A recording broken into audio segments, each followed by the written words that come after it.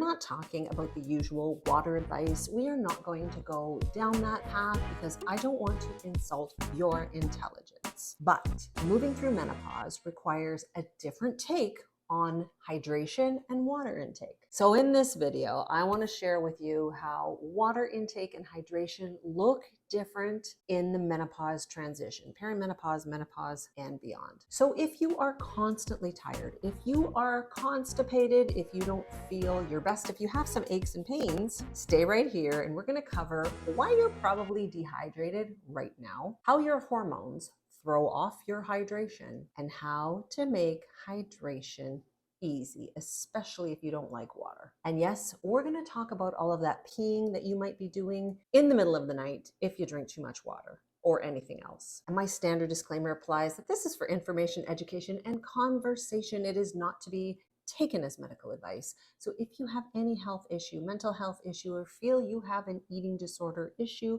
please contact your licensed healthcare professional. We all know that water makes up a lot of the human body.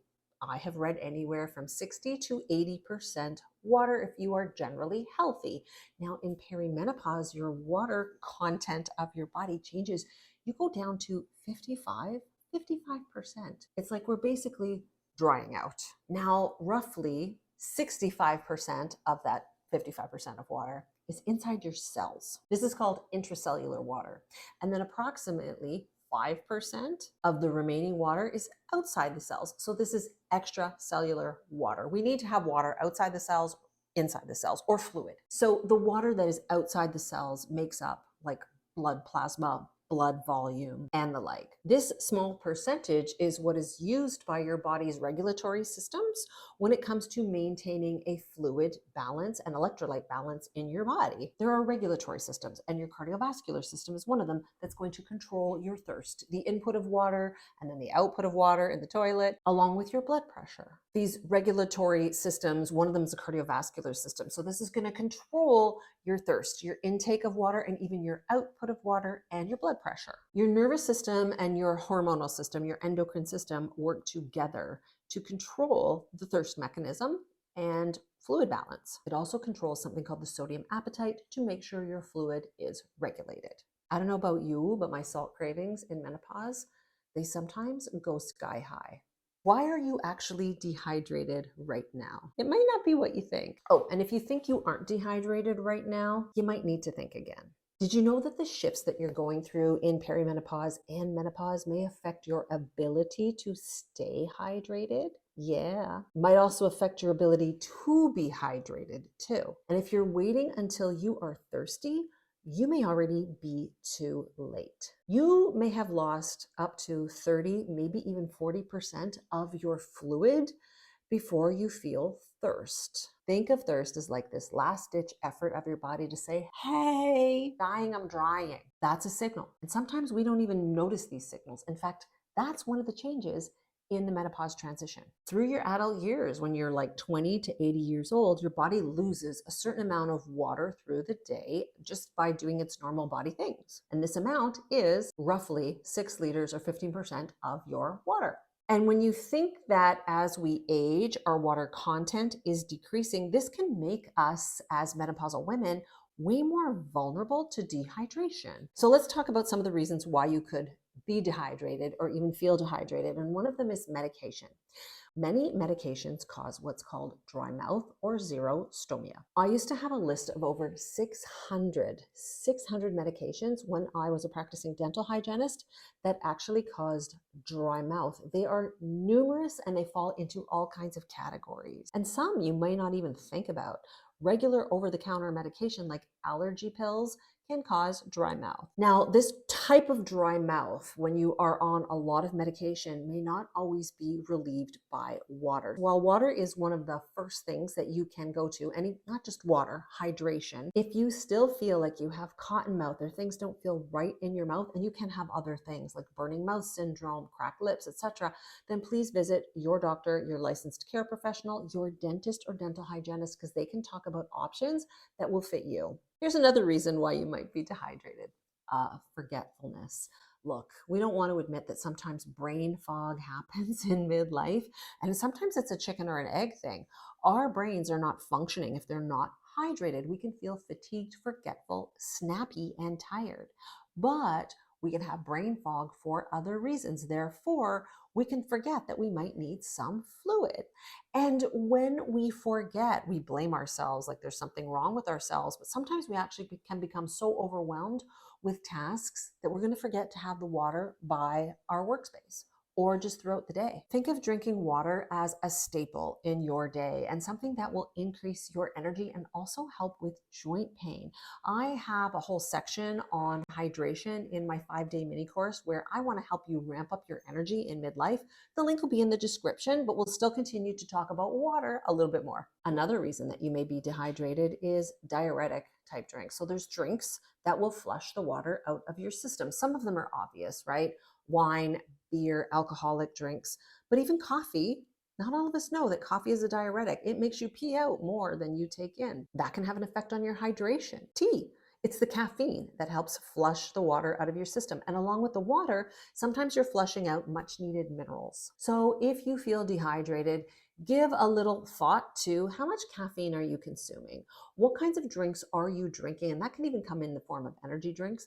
What kind of drinks are you drinking that might be actually taking water from you rather than giving you water? Let's talk just briefly about how hormones throw off hydration. They throw off everything, don't they? They feel like they are the bane of our existence, but they do have a role in how hydrated we are and how hydrated we stay. Hormones change your hydration picture in midlife. Both estrogen and progesterone play a role in fluid regulatory balance in your body. They play a role in your brain, where a lot of regulation happens, and also in your sodium and potassium regulation. Now, just to get briefly into the science here, this has to do with estradiol and your liver. Estradiol triggers a process in the liver to make something called angiotensinogen, which then in turn goes to the kidney, which then in turn helps build a kidney hormone called renin, which in turn builds angiotensin. And this moves on to another hormone, aldosterone, and this is basically called the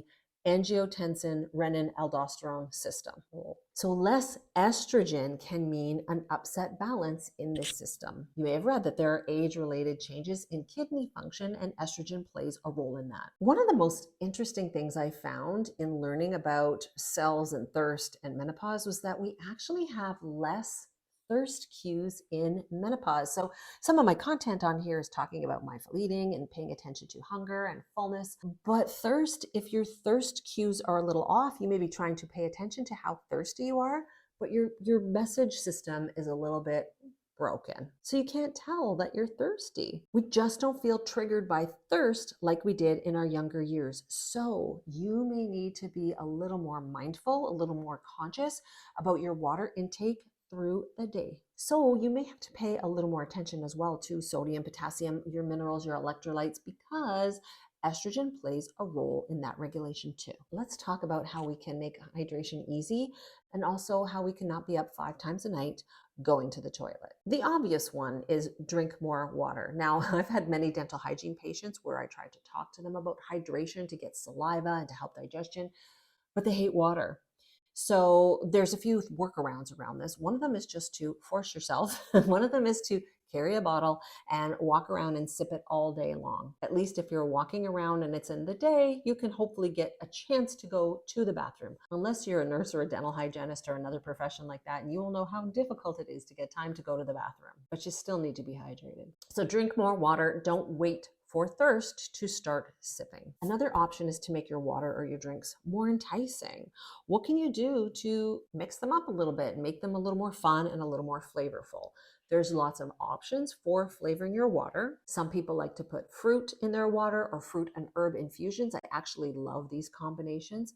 Some people like little crystal drink mixes to put them in the water as well. I'm not here to, rain on anybody's parade or talk about what could be in those drink mixes.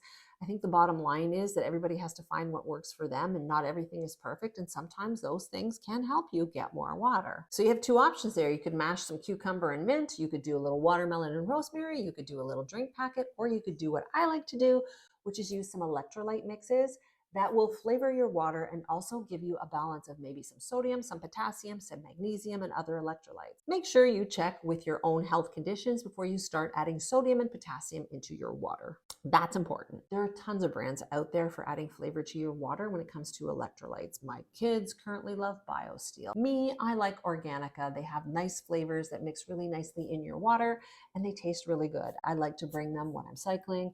Sometimes when I'm feeling really parched in the afternoon and I have a bit of a salt craving, I will turn to electrolytes to boost that hydration for me and really help sort of tone down that salt craving. But you know what else you can do? Recognize that water can come from fruits and vegetables that are high in water content. We don't always have to have that 8 to 11 glasses of water a day. You know, some advice is like 3 or 4 liters. We don't always have to have that. You can add in foods that are more hydrating. And I mentioned cucumber, but we have lots of melons as an option. Really, any high water content vegetable can give you hydration. When you're planning your meals, think about having soups in your day because that's another way to boost hydration. Smoothies are another one. Sometimes I don't use nut milks or milks in my smoothie. I will add a lot of water to boost my water content. I've even been known to blend my veggies up in my blender with a little bit of sea salt to make like a vegetable juice with the fiber. So I still chew it. And don't forget, herbal teas also boost hydration. You can buy lots of herbal teas at the store. You can check out my video on making a ginger tea, which also helps with digestion and biofilm in your digestive system. It's an anti-inflammatory and it's so easy to make. If you caught my infused vinegar recipe here where I made a rosemary rhubarb vinegar, I put that in sparkling water. I use that in the summer as an option for hydration because in the summer, probably like yourself, I drink a ton more water. That's another option. You can buy flavored vinegars for that. In fact, my favorite place right now is the olive oil store.